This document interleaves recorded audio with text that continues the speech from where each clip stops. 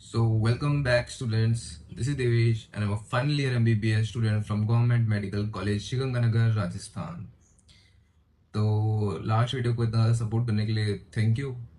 और हाँ, उसमें जो लास्ट वीडियो में जो सबसे ज़्यादा कमेंट्स आए थे कि आपको पेमेंट या मैनेजमेंट सीट के लिए भी आपको एक प्रेफरेंस लिस्ट चाहिए थी, जो कि राउंड 2 और राउंड 3 में बहुत ज़्यादा क्रूशल होने वाली होती है।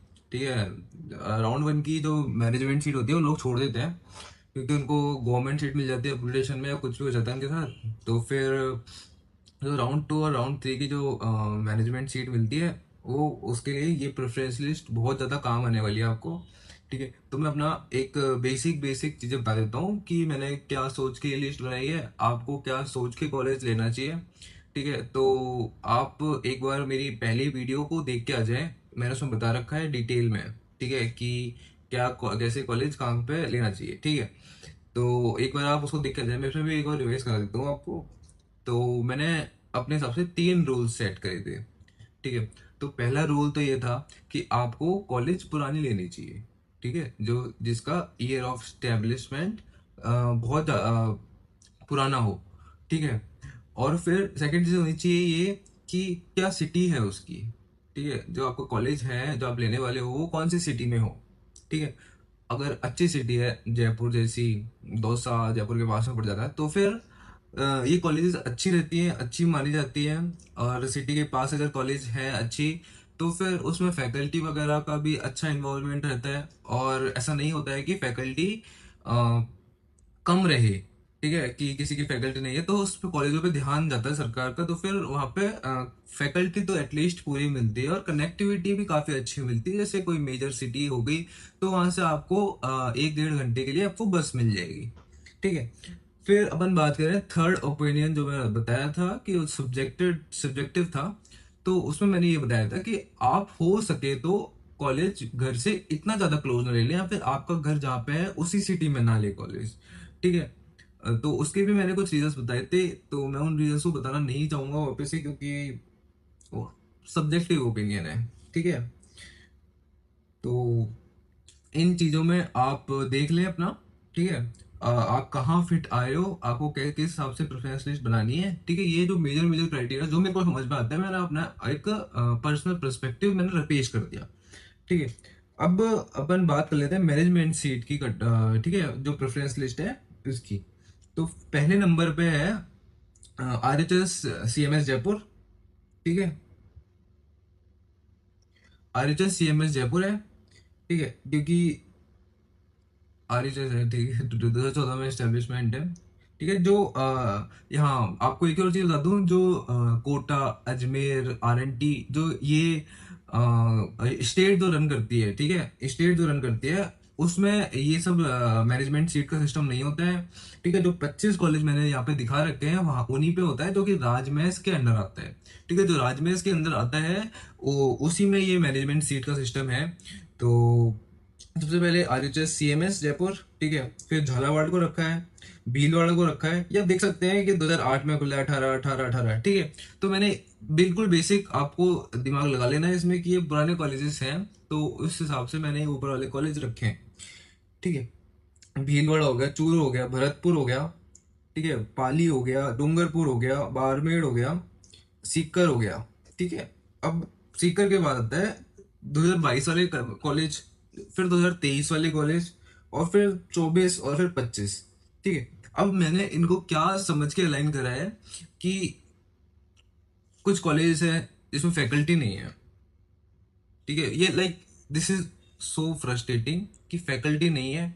फिर मतलब क्या ही पढ़ेगा इंसान का, क्या ही प्रैक्टिकल करेगा। और जब मतलब क्योंकि मेन एग्जाम में तो प्रैक्टिकल लेते हैं लोग, ठीक है, जो बाहर से एक्शनल्स आते हैं वहां पे तो प्रैक्टिकल करने पड़ेंगे। जब आपने पूरे साल प्रैक्टिकल नहीं करा, वहां पे जाके बहुत दिक्कत होने वाली है, क्योंकि हमको पता है हमारे हमारे कॉलेज में नहीं थी फैकल्टी। ठीक है, time time first second year third year से हमारी फैकल्टी नहीं थी, एक मिसिंग थी फैकल्टी। ठीक है, अब तो बेशक आ चुकी है, लेकिन पहले नहीं थी हमारे टाइम पे। तो ये चीज आप बहुत ज्यादा फेस करने वाले हो अगर आपके कॉलेज में फैकल्टी नहीं है प्रॉपर। फिर अपन बात कर लेते हैं बाड़मेर हो गया, सीकर हो गया, सीकर 2020 में खुला था। ठीक है, फिर श्रीगंगानगर 2022 में, फिर चित्तौड़गढ़, धौलपुर, सिरोही, दौसा। ठीक है, दौसा को ऊपर रख सकते हो कि जयपुर के पास में है, आप अपने हिसाब से कर सकते हो।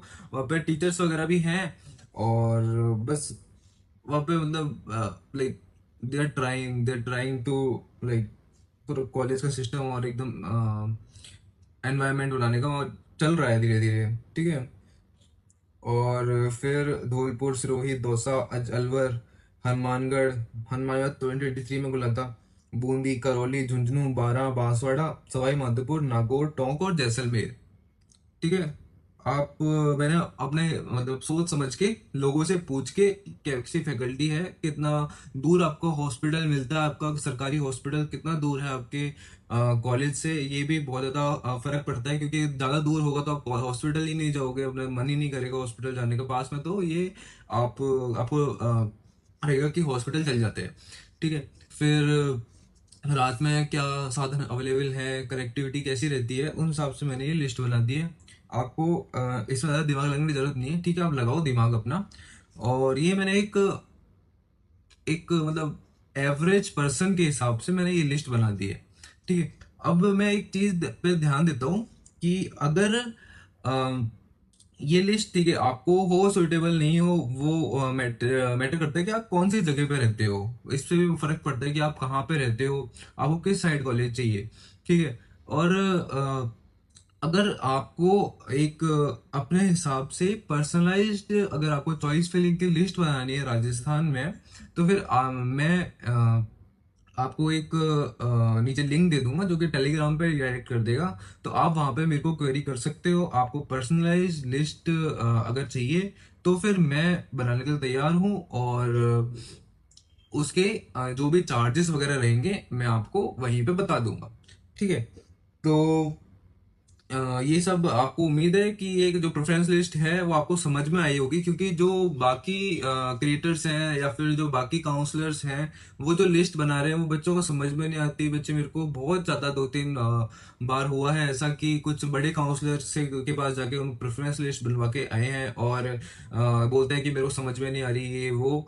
तो आप एकदम बेसिक क्राइटेरिया फॉलो करें और अपने हिसाब से ही आप अपनी प्रेफरेंस लिस्ट बना सकते हैं। काउंसलिंग में कोई मदद चाहिए तो फिर आप मेरे को इंस्टाग्राम पे भी मेरे को मैसेज कर सकते हैं, बहुत सारे लोग मेरे को मैसेज करते हैं और एडवाइसेस लेते हैं। अगर आप फर्स्ट टाइम काउंसलिंग करा रहे हो तो फिर ध्यान रखें कि कोई काउंसलर आप हायर कर ले। ठीक है, कोई भी मिस्टेक होने के चांसेस बहुत कम हो जाएगी। और ऐसा नहीं कि आप 50,000, 60,000, 1 लाख रुपए काउंसलिंग के दे रहे हो, नहीं, एकदम लीस्ट से लीस्ट प्राइस में भी आपको काउंसलिंग करा सकते हो। बहुत सारे लोग अवेलेबल हैं, आप रिसर्च करो और आप उनसे ही काउंसलिंग कराए। ठीक है, अगर आपके बैकग्राउंड में है कोई तो आप अपने हिसाब से भी काउंसलिंग कर सकते हो, नो प्रॉब्लम। ठीक है, आप रिसर्च करें अपने हिसाब से। ठीक है, अब मैं अगली वीडियो में ये बताऊंगा कि जो सीट डिस्ट्रीब्यूशन होता है राउंड 3 में, जब एनआरआई कोटे की सीटें जब वेकेंट रह जाती हैं तो फिर वो किस हिसाब से राउंड 3 में मैनेजमेंट सीट में कन्वर्ट होती हैं। तो मैं आपको अगली वीडियो में उसके बारे में लेके आऊंगा। तो अगर आपको ये वीडियो पसंद आई हो तो फिर लाइक करें, शेयर करें इस वीडियो को अपने अदर नीट एस्पिरेंट्स के साथ में, और मेरे चैनल को सब्सक्राइब करना बिल्कुल ना भूलें। बहुत ज़्यादा सपोर्ट मिलता है और ओवरवेलम फील होता है।